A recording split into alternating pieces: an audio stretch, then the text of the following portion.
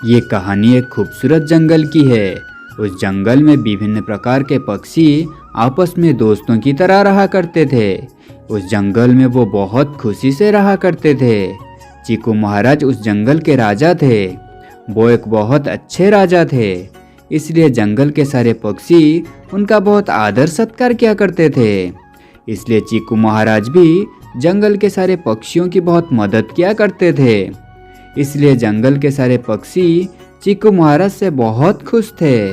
उन पक्षियों के बीच में एक काला कौवा भी था। एक दिन किसी कारण से चीकू महाराज सारे पक्षियों को अपने दरबार में बुलाते हैं। जी महाराज, बोलिए, आपने हमें किस लिए बुलाए हैं? हम आपकी क्या सेवा कर सकते हैं? अरे नहीं नहीं दोस्तों, ऐसी कोई बात नहीं है। वो तो जंगल में इस बार काफी महंगाई है, इसलिए मैं तुम लोगों को यहाँ कुछ राशन देने के लिए बुलाया है। मैं अपने तरफ से आप लोगों को कुछ राशन दे रहा हूँ। महाराज, आपको कैसे पता चल जाता है? हम सारे पक्षी महंगाई के वजह से परेशान में हैं। हम खुशनसीब हैं कि आप जैसा महाराज हमें मिला। हाँ महाराज, सारे पक्षी ठीक कह रहे हैं। इसके बाद सारे पक्षी दरबार से राशन लेकर अपने अपने घर चले जाते हैं। कालू कौवा अपने घर आने के बाद बैठकर सोचने लगता है। अगर जंगल का राजा मैं बन जाऊं तो सारे पक्षी मेरी बहुत इज्जत करेंगे और मेरा बहुत ख्याल रखेंगे, और उसके बाद मैं बड़े ऐश से जी सकता हूँ। लेकिन ये सिर्फ सपनों में हो सकता है, हकीकत में थोड़ी ना हो सकता है। काश ऐसा किसी प्रकार हो सकता तो। ये कहकर कालू कौवा जंगल में किसी काम से जा रहा होता है। जाते वक्त वो एक जगह पर देखता है कि एक चील महाराज को रोककर परेशान कर रहा होता है और उसके हाथ में एक तलवार भी होता है। चीकू महाराज, जल्दी से मेरे साथ चलो, नहीं तो तुम्हें मैं यहीं मार दूंगा। नहीं नहीं, मैं तुम्हारे साथ कहीं पर भी नहीं जाऊँगा। तुम जल्दी से मेरा रास्ता छोड़ दो और मुझे जाने दो। कालू कौवा ये सब देखकर सोचने लगता है। क्या मुझे चील के चंगुल से महाराज को बचाना चाहिए? नहीं नहीं, अगर मैं महाराज को मरने दिया तो मेरा सारा ख्वाब सच हो सकता है। ये सोचकर कालू कौवा वहाँ खड़ा होकर सारा तमाशा देखता रहता है और चील महाराज का खून करके वहाँ से चला जाता है। चील वहाँ से चले जाने के बाद कालू कौवा चीकू महाराज के पास जाता है। ये तो मेरे लिए बहुत अच्छा हुआ है। जंगल में किसी को नहीं पता कि महाराज का मृत्यु हो गया है। क्यों ना मैं चीकू महाराज के जैसा भेष बदलकर जंगल का राजा बन जाऊं और जंगल के सारे पक्षियों से खुद का सेवा करवाऊं। इस तरह किसी पक्षी को मेरे ऊपर शक भी नहीं होगा और मैं चीकू महाराज के जगह जंगल का राजा बन जाऊंगा। फिर मेरे जिंदगी में मौज ही मौज होगा। हा हा हा हा हा। फिर कालू कौवा चीकू महाराज के जैसा भेष बदल लेता है और राजा के महल में जाकर बैठ जाता है और सारे पक्षियों को भी बुलाता है। और पक्षियों, बहुत हो गया, अब बहुत आराम कर लिए। अब जाओ जंगल में ढूंढकर मेरे लिए अच्छे अच्छे फल लेकर आओ, और हाँ, मेरे लिए बहुत अच्छे अच्छे भोजन भी बना कर लाना। महाराज, आपकी तबीयत तो ठीक है ना? आज से पहले आपने कभी भी हमें इस तरह का हुक्म नहीं दिया। हाँ, नहीं दिया तो क्या हुआ, आज तो तुम लोग को हुक्म दे रहा हूँ ना। हाँ, अब जाओ तुम सब, और जो मैं बोला वो करके आओ। ये सब देखकर मीकू चिड़िया मन ही मन सोचने लगती है। पता नहीं क्यों मुझे ऐसा लग रहा है जैसे ये हमारे महाराज नहीं है। मुझे लग रहा है कुछ तो गड़बड़ है। मैं एक काम करती हूँ, मैं इनसे दाना मांग कर देखती हूँ। अगर ये हमारे महाराज होंगे तो दाने देने से बिल्कुल मना नहीं करेंगे।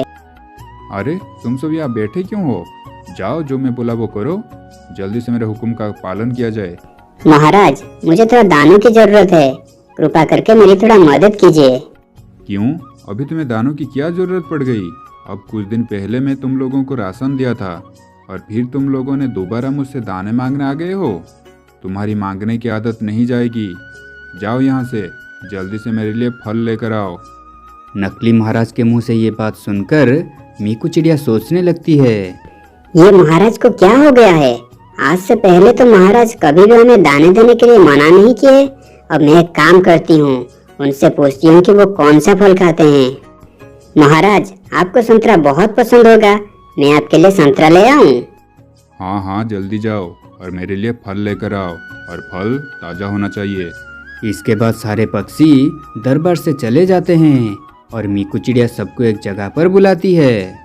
हाँ बोल मीकू चिड़िया, तो क्यों बुलाई है हम सबको यहाँ पर? हाँ दोस्तों, मुझे आप लोगों से ये बोलना था। लगता है ये जो महाराज है ये हमारे असली महाराज नहीं है, कोई और हमारे महाराज का भेष बदल कर हमारे जंगल में घुस आया है। लेकिन मीकू, तू इतनी विश्वास के साथ कैसे कह सकती है? क्योंकि चीकू महाराज किसी भी पक्षी को कभी दाने देने के लिए मना नहीं करते और उनको फलों में संतरा बिल्कुल भी पसंद नहीं है, जबकि ये वाले महाराज तो संतरा खाने के लिए मांग रहे हैं। हाँ मीकू, मुझे भी ऐसा ही लग रहा है। मुझे भी लग रहा है कि तुम सही कह रही हो। और इधर भी कालू कौवा बहुत टाइम से जंगल में नहीं दिख रहा। मुझे लग रहा है कालू कौवा ही भेष बदल कर महाराज बन गया है। अगर ऐसी बात है तो हमें इसी वक्त महल में जाकर इस बात का पर्दाफाश करना होगा। इसके बाद सारे पक्षी दोबारा महल में चले जाते हैं। बहुत हो गया, अब हमें पता चल गया है कि तुम हमारे महाराज नहीं हो, तुम कालू कौवा हो।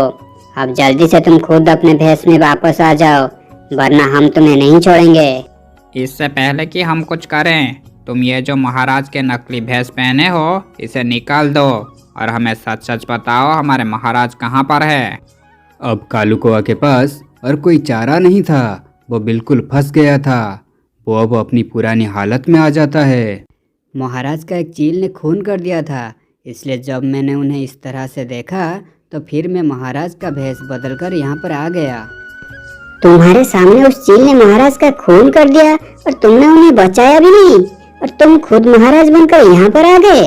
कालू कौवा, तूने ये बहुत खराब काम किया है, तुझे इसकी सजा मिलेगी।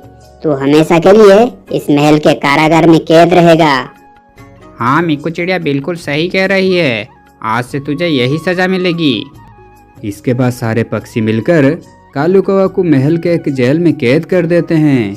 इसके बाद जंगल का सारा दायित्व मीकू संभालने लगती है। इसके बाद सारे पक्षी जंगल में खुशी से रहने लगते हैं। एक समय की बात है, चीकू चिड़िया अपनी पत्नी मीकू चिड़िया के साथ एक जंगल में रहता था। चीकू चिड़िया हमेशा उदास रहता था क्योंकि उसके कोई संतान नहीं थे। एक दिन मीकू चीकू को बोलती है, मैं तुम्हें एक बच्चा भी नहीं दे सकी, कृपया आप मुझे माफ कर दो। मीकू चिड़िया की बातें सुनकर चीकू कहता है, मीकू तुम क्यों परेशान हो रहे हो, इसमें तुम्हारी गलती कहाँ है? बच्चे देना या ना देना ये तो भगवान की मर्जी है। चिंता मत करो, अगर हमारी नसीब में होगा तो भगवान हमें एक बच्चा जरूर देंगे। चीकू चिड़िया की बात जैसे सच ही हो गई। कुछ दिनों बाद मीकू चिड़िया ने 2 अंडे दिए। आखिरकार वो दिन आ ही गया जिस दिन का चीकू और मीकू बहुत दिन से इंतजार कर रहे थे। मीकू घर के बाहर बड़ी टेंशन में बैठा था। हे भगवान, जैसे मेरे बच्चों का जन्म अच्छे से हो। तभी मीकू की पड़ोसी चिड़िया आकर चीकू को बोलती है, बधाई हो भाई साहब, आपने तो जुड़वा बच्चों के पिता बन गए हैं। पड़ोसी की बातें सुनकर चीकू बहुत खुश होता है और घर के अंदर जाकर मीकू चिड़िया को कहता है, देखा ना मीकू, तुम एक बच्चे के लिए रो रहे थे, आज भगवान ने हमें 2 जुड़वा बच्चियां दी है। चीकू अपनी जुड़वा बेटियों को देखकर बहुत खुश होता है और उसकी आंखों में आंसू आ जाते हैं। चीकू अपनी 2 बेटियों का नाम पूजा और पिंकी रखता है। पूजा और पिंकी बेहद खूबसूरत थे। धीरे धीरे वो बड़े होने लगते हैं। एक दिन चीकू काम के लिए निकलता है, तभी पूजा और पिंकी उसके पास आते हैं। बाबा बाबा, आज से हम आपके लिए खेत में खाना लेके जाएंगे। हाँ हाँ पूजा पिंकी, क्यों नहीं, अगर तुम मेरे लिए खेत में खाना लेके जाओगे तो मुझे बहुत अच्छा लगेगा। ये कहकर चीकू वहाँ से चला जाता है। पूजा और पिंकी दोपहर को चीकू के लिए खाना लेके जाते हैं। बाबा देखो, हम आपके लिए खाना लेके आए हैं, आप सब काम छोड़कर आके खाना खा लो। थोड़ी देर रुको, मुझे कुछ काम है, ख़त्म कर लो फिर खाता हूँ। फिर पूजा और पिंकी जीत करके चीकू को खाना खिलाते हैं। ये सब पास के खेत में काम कर रहा कालू कौवा देख रहा था। हा, तुम बहुत भाग्यशाली हो चिक्कू भैया, तुम्हें इतनी प्यारी बच्चियाँ मिली है, तुम्हारा कितना ध्यान रख रहे हैं। सही कह रहे हो भाई, हमने कुछ तो अच्छा किया होगा जो हमें इतनी प्यारी बच्चियाँ मिली है। ऐसे हर रोज़ पूजा और पिंकी चीकू के लिए खाना लेकर खेत में पहुंच जाते थे और चीकू का खाना हो जाने के बाद वो घर आ जाते थे।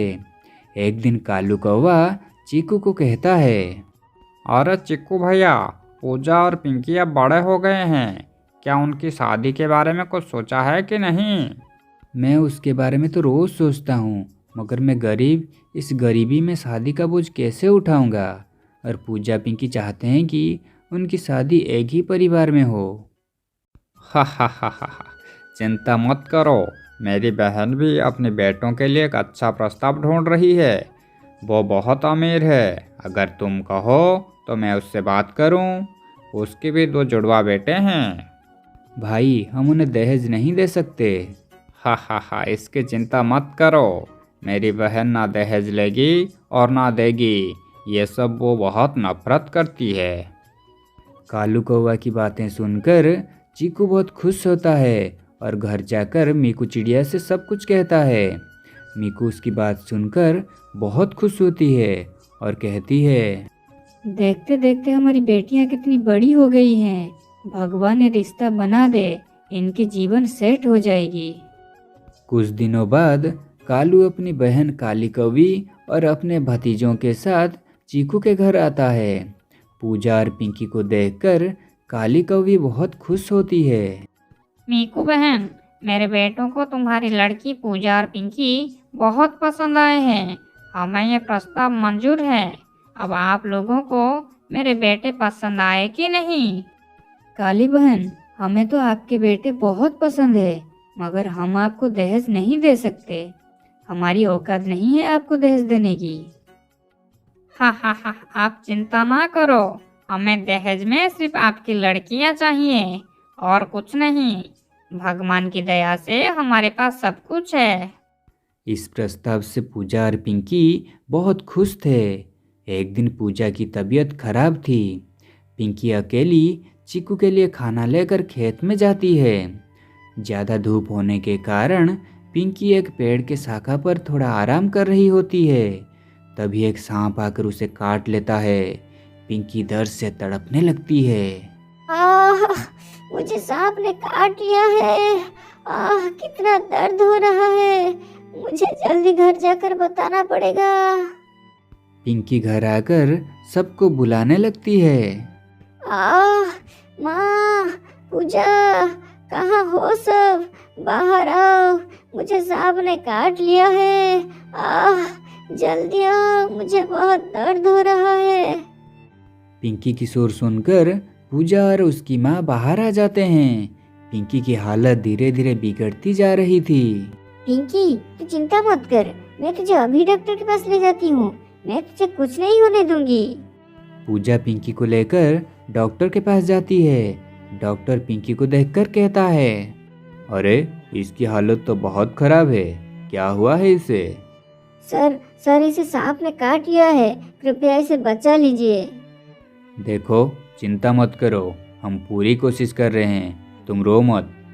दूसरी तरफ चीकू शाम को घर आता है और पिंकी के बारे में पूछता है। मीकू उसे सारी बात कहती है। इधर मेरी बेटी के साथ इतना कुछ हो गया और मैं उसकी शादी की डेट फिक्स करके आ रहा हूँ। शादी की डेट फिक्स करके आ रहे हो? लेकिन आप तो खेत में गए थे ना? हाँ, मैं खेत में गया था। फिर कालू भैया ने मुझे अपनी बहन के घर ले गए, जहाँ काली बहन ने शादी की तारीख बता दी। हे भगवान, ऐसी हालत में शादी कैसे होगी? हमें काली बहन को मना करना होगा। इधर पिंकी की हालत दिन ब दिन खराब होता जा रहा था।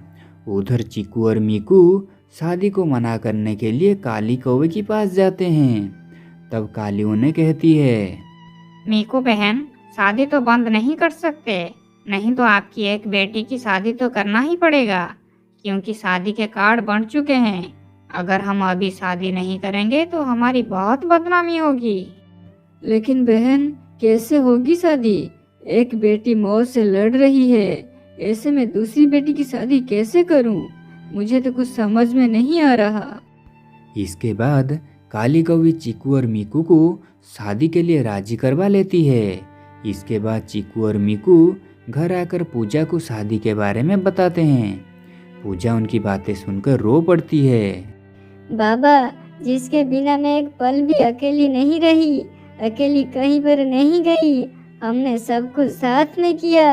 आज वो मौत के इतने करीब है और मैं उसके बिना शादी कैसे कर सकती हूँ? नहीं नहीं, मैं ये शादी नहीं कर सकती। आप ये शादी तोड़ दो बाबा। पूजा की बातें सुनकर चीकू और मीकू डर जाते हैं और पूजा को कहते हैं, पूजा, ऐसी बात मत कर बेटी। अगर ये शादी नहीं हुई तो हमारी और काली बहन की बहुत बदनामी होगी। लोग कैसे कैसे बातें करेंगे। तू शादी के लिए राजी हो जा बेटी। पूजा उनकी बातें नहीं सुनती और वहाँ से चली जाती है। शाम को पूजा पिंकी के पास जाती है और उसे सब कुछ बताती है। पिंकी, माँ और पिताजी मेरी शादी करना चाहते थे, लेकिन मैंने उन्हें मना कर दी। जब तक तू ठीक नहीं होगी, मैं शादी नहीं करूँगी। हमारी शादी एक साथ होगी। पूजा, तूने ये ठीक नहीं की। माँ और पिताजी हमें कितना प्यार करते हैं और तू उनकी बात नहीं मान रही। तुझे मेरी कसम, तुझे शादी करनी होगी। पिंकी की कसम देने के बाद पूजा शादी के लिए राजी हो जाती है। चीकू और मीकू शादी के लिए तैयारी करने लगते हैं। इस बीच पिंकी की हालत ठीक होने की बजाय और बिगड़ती जाती है। समय बीतता है और शादी के दिन आ जाता है। जिस दिन पूजा की शादी होनी थी, उसी दिन पिंकी की मौत हो जाती है। जिस घर से 2 डोलियां जाने वाली थी, उसी घर से एक डोली और एक अर्थी निकलती है। माँ, मैं समझ नहीं पा रही। मैं अपनी शादी के लिए खुश हूँ या अपनी बहन की मौत में आंसू बहाऊं।